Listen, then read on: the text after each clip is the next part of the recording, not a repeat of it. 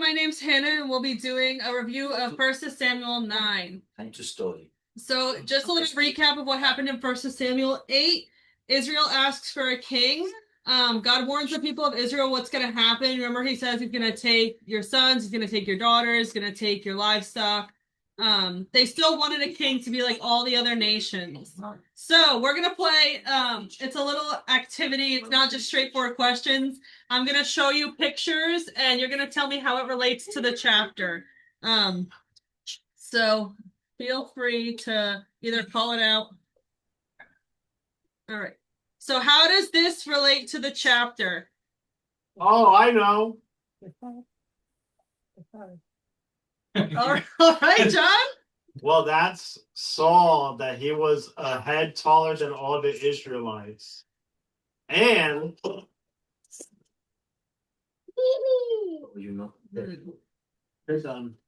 Eli? I got it. now we're going upstairs. And he was the most handsome man you could find. Very good. That's right. So it's a description of Saul. The chapter said he's tall, a head taller than anyone else. That's not to say he was like a giant. Around that time, the average height of a man was like between 5'4" and 5'6". So he could just be a little bit taller. 6 foot would have been considered tall. Handsome. I keep it the king. That's right. More handsome than anyone else, it says. He's from a wealthy, influential family, and that he's in the prime of his life. So it said he was young.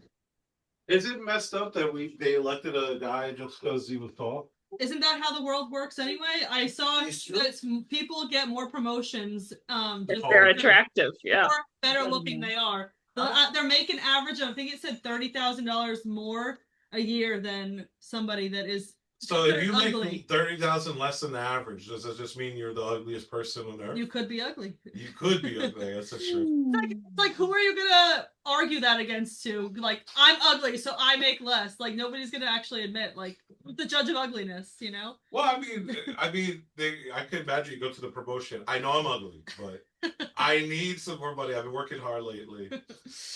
All right, next picture. Oh, so what's missing in this description? Does anybody know? Like, they give a physical description, kind of a financial description. Yeah, that he was rich, from a rich family. That says there from a wealthy, influential family. But the description that's missing is there's no spiritual description of his life, likely because there is no spiritual life with Saul right now. Well, and also really no leadership description other than the fact that he's wealthy. Yes. That I can see helpful, but other than just being tall and handsome, I guess so.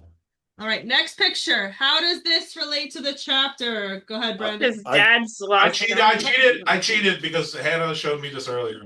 His dad's lost donkeys. Yeah. Yeah, they were looking for the donkeys. Yep, his father's donkeys were missing. So he told Saul to go look for them.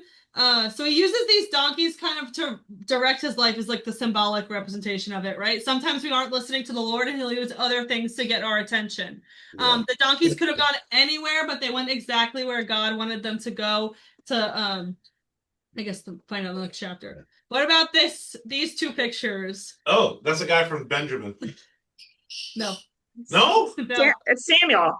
Samuel. Yeah. It's a description of Samuel, right? The first picture was of honor, right? He's an honorable man, and then he's a man of God. And everything that it says shall come to pass is what the chapter said. But every believer should have this kind of reputation, right? People should look at us and see our actions and know that we are Christians, that we're believers. We shouldn't have to explicitly state it, right? So that's what they knew about Samuel just because of his actions. They didn't know him directly. Yeah. What about this one? That's the gift that they brought to Samuel.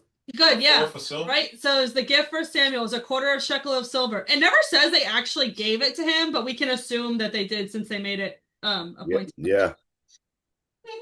All right. This one was a little bit tricky. Does anybody know what this is? The guy from Benjamin to anoint it only the day when he comes? No. Well, kind of.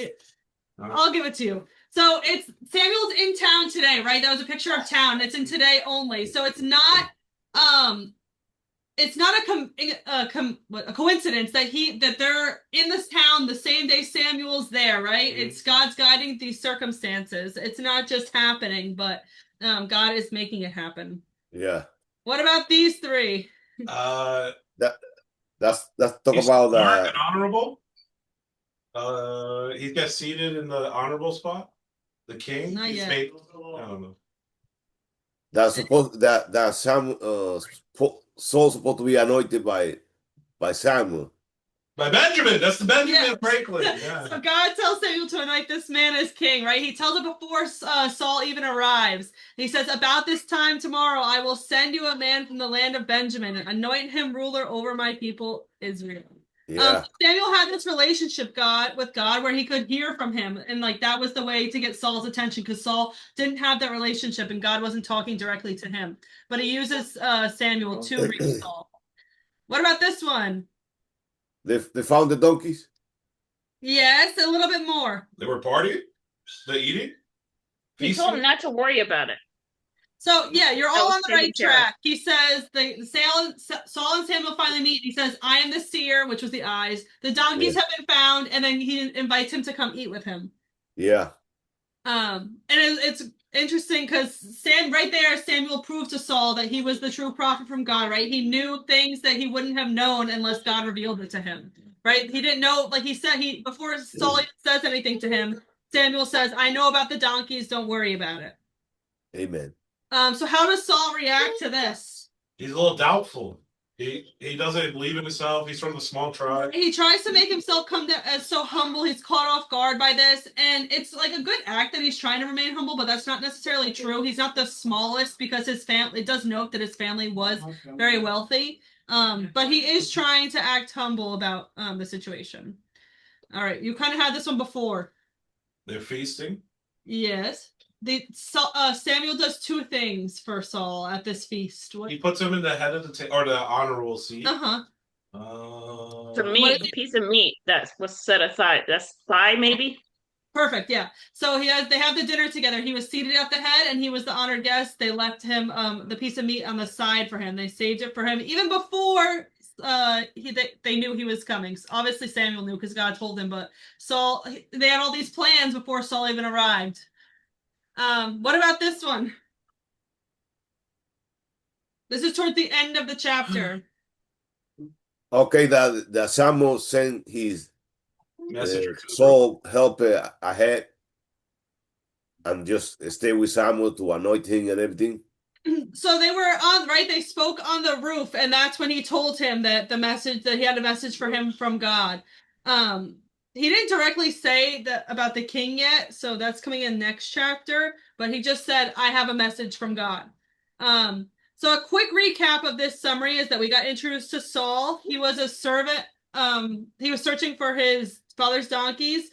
God tells Samuel that Saul is the man he's gonna anoint as king. They meet, and then they have that feast together. Saul's an honored guest, and then Samuel tells Saul that he has a message from God. So the main takeaways I got from this chapter that we can apply today are God often uses everyday events to guide us towards his bigger plan, right? He used those donkeys. The donkeys weren't out of the norm for Saul's life. And then God is already arranging circumstances before we even realize what's happening. His plans are in motion, even when we feel like we're just wandering, right? Maybe we feel lost at a certain point, or we don't know what God's plan is for us at that time, but he's already orchestrating what's going to happen.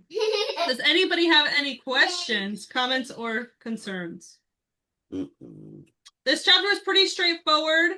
I feel like all the chapters have been pretty straightforward, right? It's like a storytelling scenario. So I'm interested to see what happens next. Thank you, everybody, for participating. I do.